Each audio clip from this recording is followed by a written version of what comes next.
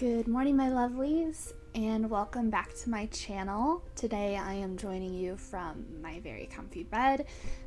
It's been kind of a flare-up lately. I tried to record this yesterday and it didn't go well, so here we're gonna go for try 2. Today I want to talk to you guys about audience.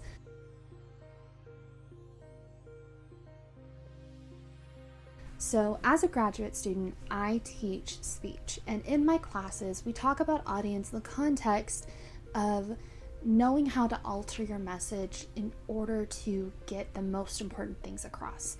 So if you are presenting a speech that is persuasive, you have to know what perspective your audience is coming from in order to adapt your message appropriately. So if you're trying to persuade someone from who's the opposite politically to you, it's really important you find some middle ground, or you find their perspective, so that you're not just kind of going, oh, we all know this is true, when they fundamentally disagree. And so I want to talk about understanding your audience in the context of living life as a marginalized individual, especially if you engage in advocacy or awareness or writing or any of the above.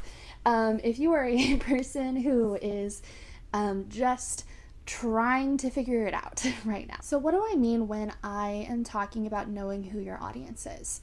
So if you think about the world and the context of the world as a stage and every person is merely players, or whatever that quotation is, if you think about it in the context that we're all performing a narrative, and you have the overarching narrative, which supports the people who are in power, it supports the systems of power, it supports the structures of your community and your culture and the environment that you exist in. So for example, I, in undergrad, went to a primarily white institution for upper class, young, skinny, Southern people. And so a lot of the narratives, a lot of the values, a lot of the way that things were communicated was geared towards primarily white, upper class, skinny, all of the above. And they had to actively work to acknowledge their audience members that were not part of that overall narrative. So what that means for you, my dear viewer, is that you need to recognize who your intended audience is. Because every single one of us is constantly performing. The more your identity is marginalized, the more your performance is going to be, unfortunately, perceived as a political statement that is upholding or rejecting the overarching narrative.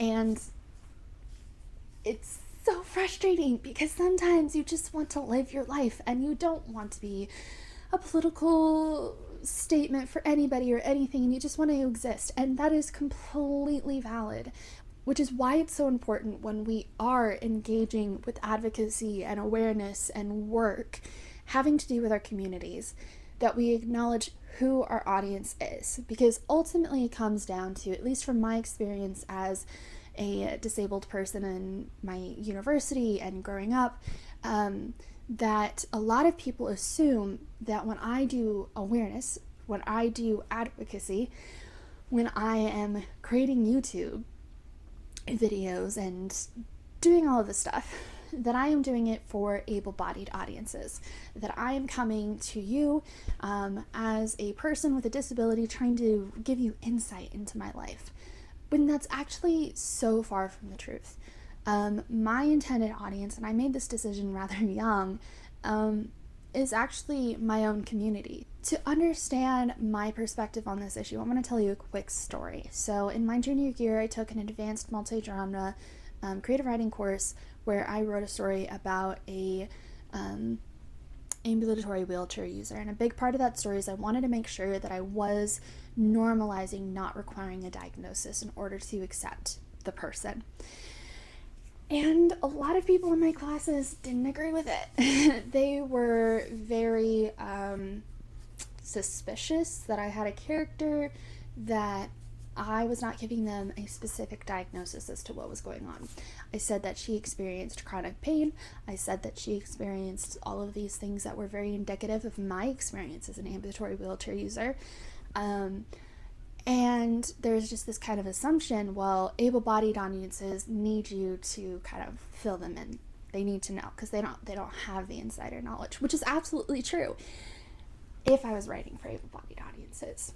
Because ultimately that story and a lot of the stories that I write start from a place of going back to me as a teenager, and I still remember trying to Google and YouTubers and influencers who had my disability or had something similar to my experience and who were successful and had the same dreams and aspirations that I had and were successful in those things. And I never could find anything. And it always came back to, well, if you can't find the stories that you want, you just need to write them yourself. And so I do.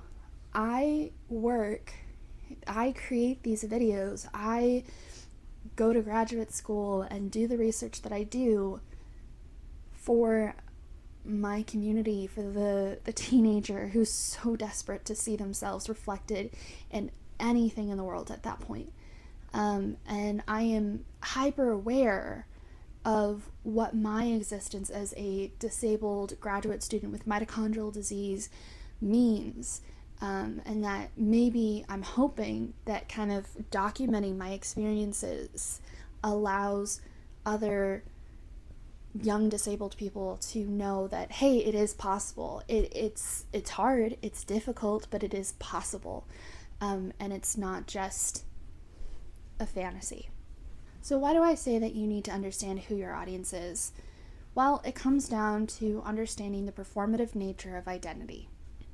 That when we are navigating our world, we choose to perform in the overarching narrative that supports the systems that we are subject to, or we choose to reject those narratives and perform in a way that rejects the narratives. And ultimately, we need to be conscious of when we are supporting and when we are rejecting narratives, because there's different consequences for each. Because when you support a narrative, you may be able to better navigate the world. There have been times where I've been greatly benefited by performing in a way that kind of embraces the stereotypes of disability, that embraces the oppressive narratives, the inspiration porn, and pulling in the disability card in order to get myself from one place to another, because that is the way that oppressive systems work. It will always be easier to embrace the systems that oppress you than it is to fight against them. So when you do choose to fight against them, and when you do choose to advocate, that you are acknowledging how you are rejecting those narratives. And I choose to reject those narratives by writing and working for my community, and specifically gearing messages for my community and not for able-bodied audiences to say, this is how you need to treat disabled people, or this is how you need to do these things when interacting with disabled people. And so when you do your advocacy, and there's nothing wrong with gearing your messages to educate people, but also know it is not your responsibility to educate them. You need to be able to acknowledge when you are educating people who are benefiting from the system overall. When I am educating disabled people versus when I'm educating able-bodied people, there is a different way that message needs to be formed. There's different information that I have to talk about. There's a different way that I will talk about disability identity to somebody who is struggling with their disability identity and struggling to come to terms with it than an able-bodied person who says that disability cannot be an identity and that it is of the devil. And I can recognize that the person I'm talking to who struggles with their disability identity also deals with the people who say that disability is of the devil, or it has these great moral failings, or it's reflective of great moral failings. Knowing who your audience is also allows you to create boundaries, because then you can say, this is not my time to talk. This is not the time that I need to be spending my energy. And there are times for myself, because I'm trying to be better at my boundary management and something that I have been working on, that I want to work with and for people with disabilities. So if there's a time where it comes to educating an able-bodied person, I may opt out because I don't have the energy, and that is not the audience that I am trying to talk to. The last thing I want you guys to take away from this is that your audience can just be you.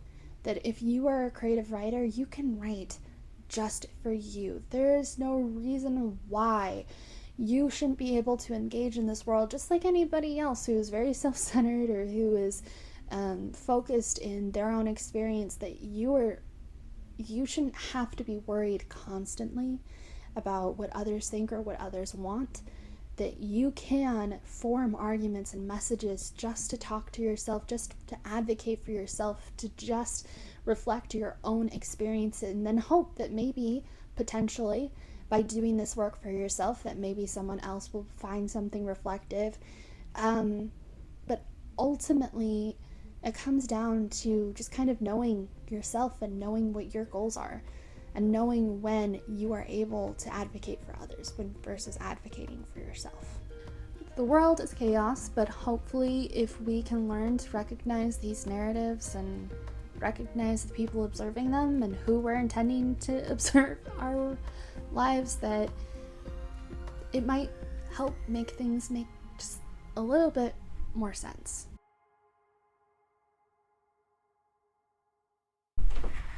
I don't know what I'm doing ever. I really don't. So I'm just having poop air here.